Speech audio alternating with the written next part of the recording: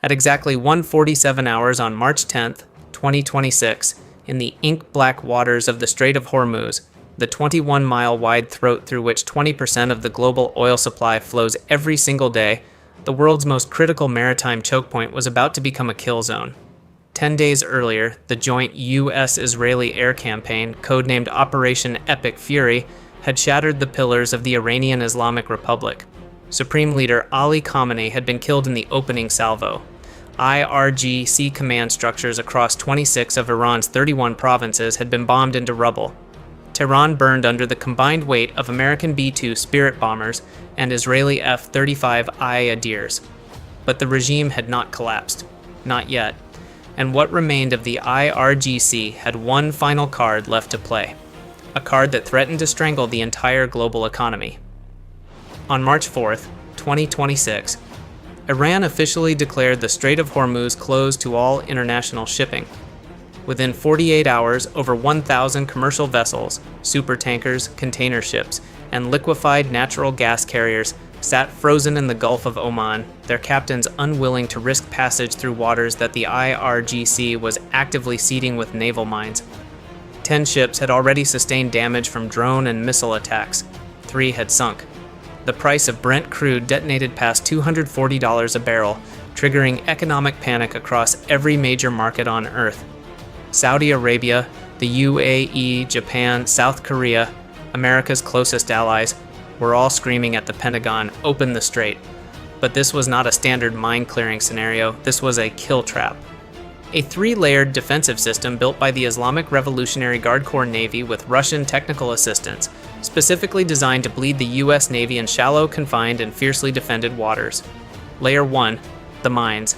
Advanced bottom-mounted pressure acoustic mines, a Russian export variant of the RMDS-Z anti-shipping mine, scattered across transit lanes by a fleet of IRGC surface vessels under the cover of darkness and electronic jamming.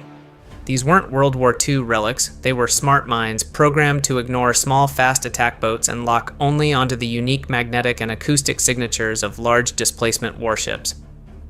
Layer 2, the missile batteries. Along the entire northern coastline of the strait, mobile IRGC batteries had repositioned land-based anti-ship missiles. The Noor, the Qadr, Belton, and the upgraded College Far's ballistic anti-ship variant, rotating their positions every 4 hours to defeat satellite targeting. They crouched behind the cliffs of Qeshm Island like coiled snakes, fire control radars switched off to avoid detection, ready to go active the instant a U.S. strike group entered the kill zone. Layer 3, the Swarm. 240 Boghammer fast attack craft and IRGC Navy speedboats, armed with RPGs, C-802 anti-ship missiles, torpedo tubes, and suicide payload configurations, staged inside shallow water harbor complexes along the Iranian coast, invisible to the deep water sonar of American destroyers, sheltered from airstrike by proximity to civilian infrastructure. At a single order from the remaining IRGC command node buried beneath Bandar Abbas, this swarm would detonate outward like a shockwave of steel and fire. The White House had delivered its final ultimatum at 1800 hours on March 9th. Stand down the mine-laying operation within 6 hours, or the United States military would act. Tehran's response was to order 3 additional mine-laying vessels into the water. The gamble had ended. The order was given. And what unfolded over the next 50 minutes in the Strait of Hormuz would rewrite the doctrine of confined-water naval warfare forever. At 1:47 hours, the U.S. Navy activated what CENTCOM would later describe in operational briefings as Distributed Lethality Package Kilo-7. This was not a single strike. It was a simultaneous, all multi-domain execution sequence designed to collapse all 3 IRGC defensive layers within a single operational window, faster than any Iranian commander could coordinate a coherent response. The eyes of the operation were already in position. 3 MQ-4C Triton maritime patrol drones had orbited at 56,000 feet above the strait for the previous 18 hours. Their AN/ZPY-3MFAS radar arrays mapping every surface contact in the operational zone to centimeter precision.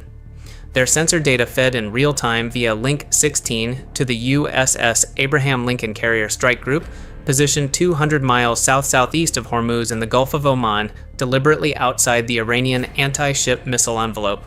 Every mine-laying vessel, every boghammer staging position, every mobile missile launcher that had dared to activate its fire control radar for even 3 seconds had been cataloged, tracked, and loaded into targeting solutions. At 01:48 hours, the first wave launched. From the Lincoln's deck, a strike package of 12 FA-18F Super Hornet Block 3s and 4 EA-18G Growlers clawed into the black sky at full military power. The Growlers carried the latest generation next-generation jammer, mid-band NGJ-MB pods, the most powerful airborne electronic warfare system in the U.S. inventory. Their first task was not to destroy anything, it was to blind everything. The NGJ-MB pods activated at 01:51 hours, detonating a wall of multi-spectrum electromagnetic interference across the entire strait. In an instant, every IRGC radar system in the kill zone, fire control radars, navigation radars, a mine-laying coordination communications, shore-to-boat tactical data links drowned under a tsunami of jamming energy. On the screens inside the IRGC's Bandar Abbas command bunker, the tactical picture simply vanished. No contacts, no data, no coordination. The 240-boat swarm that was supposed to sortie on command was now operating blind, its commanders unable to receive orders or confirm target locations. Simultaneously, at 01:52 hours, the USS Thomas Hudner, the Arleigh Burke-class guided missile destroyer that had already demonstrated its lethality by sinking an Iranian warship in international waters off Sri Lanka just days earlier, opened its Mark 41 vertical launch system cells. 12 BGM-109E Tomahawk land attack missiles lifted skyward in a choreographed 18-second sequence. Their targets were not ships. Yet their targets were the mobile missile battery positions along the Qeshm Island coastline. The exact firing positions the Triton drones had been triangulating for 6 straight hours. Time of flight, approximately 11 minutes. The clock was now running. At 1:54 hours, the Super Hornets crossed the strait threshold at 31,000 feet, initiating target acquisition runs.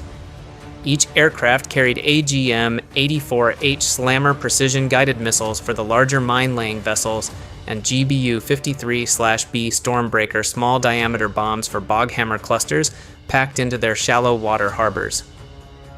Every pilot had targeting packages loaded and memorized. Their specific vessel, their specific approach geometry, their specific egress route. This had been planned, simulated, and rehearsed to the second. At 01:56 hours, the first Slammer missile separated from the lead F/A-18F and began terminal guidance runs toward the 16 Iranian mine-laying vessels actively deploying mines in the Western Transit Corridor. These were converted dhows and mid-sized cargo vessels fitted with mine-rolling cradles and IRGC Navy crews, civilian-adjacent assets designed to operate in a legal gray zone. But on this night, that gray zone had burned down. The first Slammer detonated at 1:58:44 hours. The explosion was visible from the deck of the Abraham Lincoln, 200 miles south. A secondary detonation, from the mines themselves still stacked in the vessel's deck cradles, sent a pillar of fire 800 feet into the air over the strait. Within the next 12 minutes, in a synchronized execution sequence, every single one of the Iranian mine-laying vessels was destroyed or catastrophically disabled. Not one escaped. Not because they couldn't move fast enough. The jamming had severed their coordination, their navigation systems had been blinded, and the IRGC shore warning posts along the Iranian coast were themselves being hammered by the leading edge of the Tomahawk salvo. At 02:03 hours, the first Tomahawk impacts registered across the Qeshm Island coastline. Mobile missile launchers that had survived 10 days of Operation Epic Fury by staying dark and constantly relocating now found that the Triton drone eyes they didn't know were watching had fed their positions directly into the weapons approaching at 550 miles per hour. 4 IRG-C-NOR anti-ship missile batteries were destroyed in their launch positions. 3 more were badly damaged. The coiled snakes along the northern cliff face had been defanged before they could strike. But the IRGC was not finished. At 02:07 hours, with their command net partially destroyed but not fully collapsed, The remaining Boghammer force commanders received a partial order: execute. Of the 240 fast attack craft staged along the Iranian coast, approximately 80 sortied into the strait, their officers navigating by compass and visual reference through the electromagnetic blackout, their crews loading RPG tubes and shouldering MESOG 3 man-pads as they accelerated to 45 knots across black water. At the same time, the Bandar Abbas shore-based radar complex, which had survived the initial Tomahawk strikes behind layers of hardened concrete, flickered back online. Within 40 seconds, it had established a rough targeting solution on the U.S. strike package and transmitted firing coordinates to 2 surviving mobile Quadr anti-ship missile batteries hidden inside a civilian port complex. The batteries activated their fire control radars. They had 15 seconds before the Growlers processed the emission, triangulated the location, and fed it to the strike element's harm targeting pod, an AGM-88 GAARGMER anti-radiation missile separated from the Growler lead aircraft at 02:08:32 hours, accelerating to Mach 2.5. The Qadr batteries fired first, 3 anti-ship cruise missiles sea-skimming at 5 meters above the wave tops, screaming toward the USS Thomas Hudner at Mach 0.85. The Hudner's SPY-6V1 radar array detected the launch in 0.4 seconds. The Aegis combat system calculated intercept solutions for all 3 missiles simultaneously and issued automatic firing orders. 3 SM-6 interceptors ripped from the VLS cells in a 4-second sequence. 2 NOR missiles were detonated at 6,000 meters. The third broke lock in the sea clutter and required a secondary engagement. A Hudner's Phalanx CYWS activated its 6-barrel Gatling cannon, spitting 4,500 rounds per minute in a 3-second burst that vaporized the incoming missile at 800 meters. The shockwave staggered the bridge crew. The hull rang like a struck bell, but the ship was undamaged and the sea around it was burning wreckage. The Qadr battery didn't survive to reload. The AARGM-ER arrived 3 seconds after the missiles it was chasing. The explosion removed that battery from the tactical picture permanently. Now the 80 Boghammer fast attack craft were the last active piece of the IRGC's defensive architecture. Closing in swarms of 8 to 12 boats at 45 knots, they constituted a genuine threat in the mine-polluted confined waters of the strait where the Hudner couldn't maneuver freely. This was the scenario that had haunted U.S. Navy planners since the 1988 tanker war. But 2026 was not 1988. At 02:11 hours, the Abraham Lincoln launched its second wave: 4 MH-60R Seahawk helicopters and 2 MQ-8C Fire Scout unmanned rotorcraft, each equipped with APKWS laser-guided rocket pods and AGM-114R Hellfire Romeo anti-surface missiles. They crossed the strait at 50 feet above the water, wave following, invisible to the surviving Iranian radar nodes and their own electromagnetic noise. The Seahawk crews worked methodically. Each Boghammer was a target. At the speeds and ranges involved, there was no warning that would have allowed the IRGC crews to react meaningfully. Within 22 minutes of the first Seahawk crossing into the strait, 63 of the 80 sortied Boghammers were sinking or ablaze. The remaining 17 turned for the Iranian coast and were deliberately allowed to retreat, a conscious decision by the on-scene commander to avoid a level of Iranian casualties that would trigger escalation beyond the strategic endgame Washington was managing. At 02:13 hours, one FA-18F Super Hornet from the Abraham Lincoln's VFA-11 Red Ripper Squadron was downed over the eastern approach corridor. The pilot, callsign Iron 41, had been struck by a MESOG 3 man-pads fired from a surviving Boghammer at low altitude, a weapon that no electronic warfare system in the world can fully intercept at close range. Iron 41 ejected over water. A CSAR combat search and rescue operation was immediately launched. At 02:37 hours, the CENTCOM watch officer in Bahrain received confirmation: all 16 primary mine-laying targets destroyed. The Boghammer swarm neutralized. Shore-based anti-ship coverage along the strait's northern edge degraded by an estimated 70%. The Tomahawk strikes had eliminated mobile launcher positions across Qeshm Island. The active mine seeding operation was over. At 02:51 hours, Iron 41 was recovered alive by an MH-60 crew from the USS Monterey. Injuries: significant but survivable. He was the 14th American service member wounded in the first 12 days of Operation Epic Fury. Total operation duration: 50 minutes and 11 seconds. By dawn on March 11, 2026, the Strait of Hormuz remained technically closed to commercial traffic. The mine threat in the primary transit lane would require an estimated 72 to 96 hours to clear. But the IRGC's ability to reinforce that minefield had been surgically removed. The mine-laying fleet was debris on the sea floor. The shore batteries were smoldering craters. The bog hammer swarm was burning or retreating. The regime that had declared the strait closed now lacked the tools to keep it closed. In the surviving IRGC naval command structure beneath Bandar Abbas, the silence was absolute. No celebratory broadcasts, no propaganda claiming victory. Because the one thing the Islamic Revolutionary Guard Corps could not afford, in the 12th day of a war it was already losing at every strategic level, was to tell the Iranian people what had actually happened in the dark, in the strait, on the night of March 10th.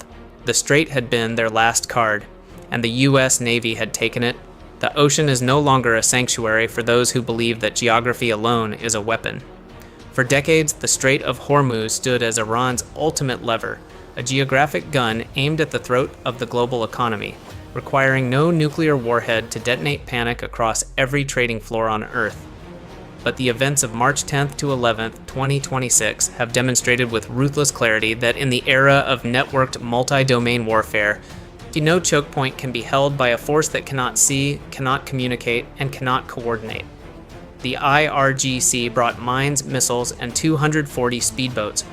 The U.S. Navy brought a sensor grid operating from 56,000 feet, a decision cycle measured in fractions of a second, and the most sophisticated naval strike package ever assembled in the Persian Gulf. The mines will be cleared, the ships will sail, the oil will flow again. But the next escalation is already being planned, in the bunkers beneath what remains of Tehran's command structure, in the satellite uplinks of Russian advisors still operating on the ground, and in the calculations of every adversary watching to see whether Operation Epic Fury ends with regime collapse or a ceasefire that simply resets the clock. What do you believe happens next? Does the regime survive the air campaign? Does the strait stay open? And what does a nuclear program degraded Iran do when it has lost its conventional naval deterrent? Leave your analysis in the comments below. Like and subscribe, and trust me, you won't want to miss it.